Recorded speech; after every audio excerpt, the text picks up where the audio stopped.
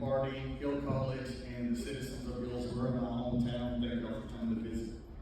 My name is Rodney Watson. I'm your Hill County Sheriff. I've been a resident of Hill County all my life. I've worked in law enforcement for 33 years, all of it being here in Hill County. I've served as a jailer, a dispatcher, a deputy, bailiff, transport, investigator.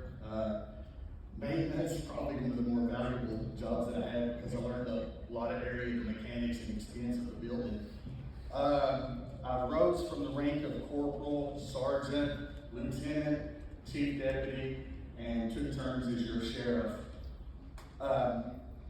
It's been an honor to serve, and it's been a joy to serve y'all. And I'm one of y'all. I'm one of the citizens of Hill County. I'm one of y'all. If the citizens of our county do not feel safe, then the sheriff has not done their job. We want to know your understanding of Hill County. So 1 minute for this. What is the population of Hill County?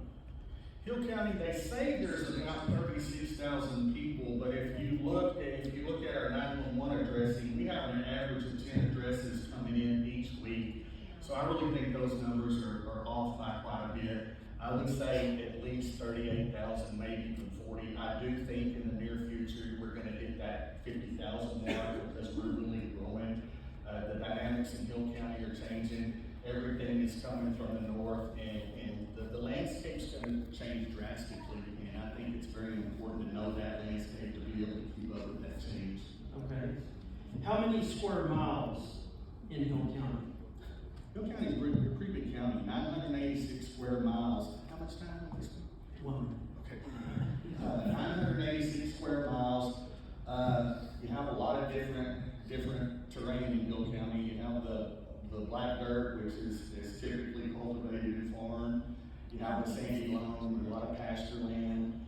You have the hills over in Blum, the river. You have Lake Whitney, Lake Aquila. There's a lot of varying landscape in Hill County. Okay. How many miles of road in Hill County? I think length is 2,150, I believe it is. I don't know if that's right or not. So if it's not, forgive me. I'm not a road man. I think that's more of a commissioner question. Okay. What is the average response time in Hill County? Well, the response time varies. It depends on how many people on. As you think about it, 986 square miles, that's a lot of land to cover. Typically, we try to put people and keep them where the crime is more prevalent, and we try to keep them spread out. Of course, you have these young guys, they want to talk to each other, they want to meet up, so we have to enact accountability there. That's very important, and we tell the guys to do that. But they're learning. We got a really good group of young guys, and they're quick learners, so they learn where the crime's at and where to be. Okay. We want to know your philosophy in regards to approaching law enforcement. So the following questions will each be a 1 minute response. Okay? Why should we have law enforcement?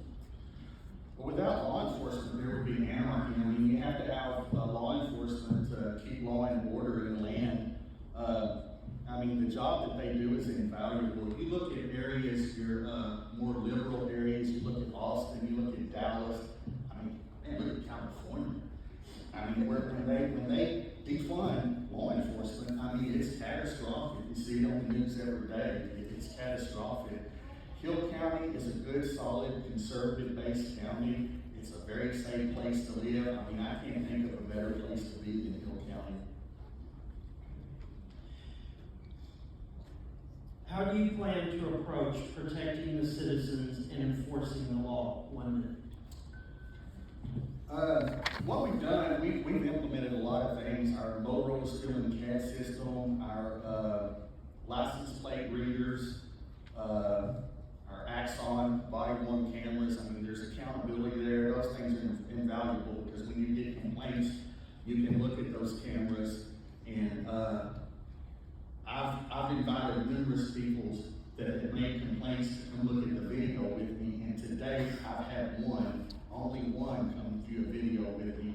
And after they viewed the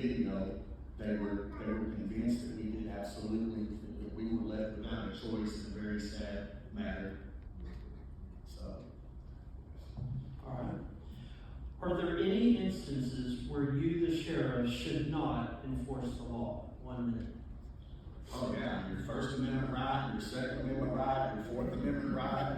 I think that, if you look at on the national level, these things, you're seeing violation of all these. You're seeing your checks and balances die.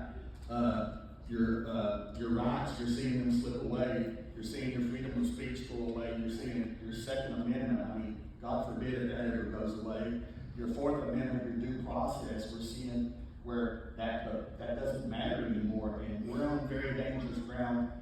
Personally, I don't want to tell my grandkids because of my silence or because of my inaction, you're no longer free. And I think everybody out there needs to think very hard about that.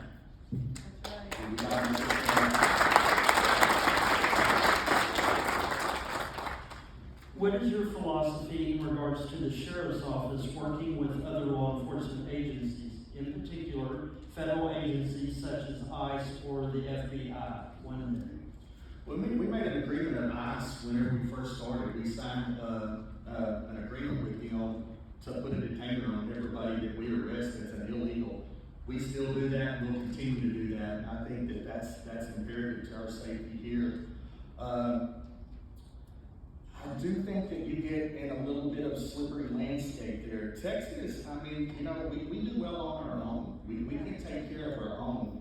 I think that the weaponization of some federal agencies, it's important to know where things are on the national scale because of the weaponization of some of these agencies. You have to really, really navigate that landscape. And as far as, from my experience, man, we're Texas. We don't really need the feds. We do it like this.